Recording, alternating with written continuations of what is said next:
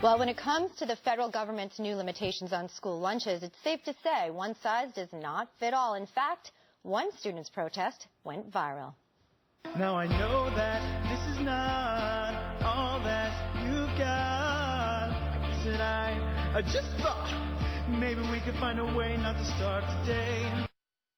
We Are Hungry surely did go viral, and one congresswoman is now fighting back on behalf of the kids' plight. She's the Republican representative from South Dakota, Congresswoman Kristi. Welcome. Hi, Elizabeth. Thanks for having me.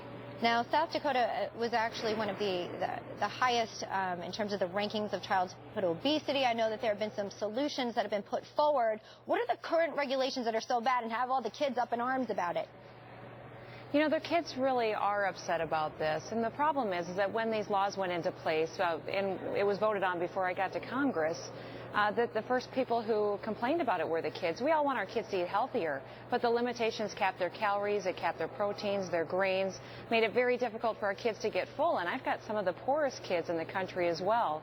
And many times this is the only meal they're getting a day, and they're leaving school hungry. And that's just so tragic for the people who are responsible for feeding these kids at the local level. Sure. You know, we actually have some of those just to take a look at here. The grains had to be whole grains as it stands right now. All the milk has to be low fat.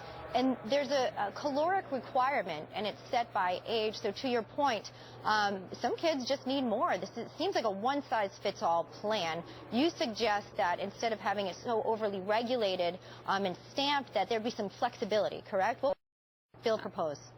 Absolutely. I don't think that every child in this country is the same. The kids in South Dakota are different than the kids in New York City, and the athletes require a little bit different than younger kids do as well. I'm a mom, and I've got kids that are in athletics and busy, and so I just don't think that Washington, D.C. bureaucrats should make those decisions. I think that the people that are closest to our kids, that feed them every day, that take that responsibility very seriously, are the ones who should get to make these decisions, and that's what my bill does. Gives them flexibility. You know, and so many of our schools are struggling with the costs of these new laws and regulations, and I want to give them a little bit of a chance to make some adjustments so that their budgets aren't so out of whack as well.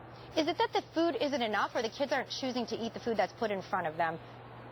Yeah, I think it's both. I think it's both. When you look at the fact that we're only allowing kids to have 2 ounces of meat at a meal, you know, that's just not enough. 2 ounces of grains is not enough. The calorie requirements could work for some kids if we allowed them the flexibility to put stuff on their plate every day that gave them energy, that kept them going throughout the day. Some kids might require more. And that's why I think it's just crazy that we allow Washington, D.C. to make these decisions, and we don't allow the people that are standing there with those kids every day and really know what kind of needs that they have. You know, this is typical Washington, D.C. bureaucracy, and that's why we have to fix it, and that's why I brought this bill. I didn't just hear from kids. I heard from parents. I heard from administrators, school nutritionists, people that recognize that this just doesn't work. We want our kids to be healthy. We just want them to be full as well. Sure, moms alike sure feel the same way. Congresswoman, thank you for joining us today, and good luck with the bill proposal. Thank you so much, Elizabeth. Have a great day. Take care.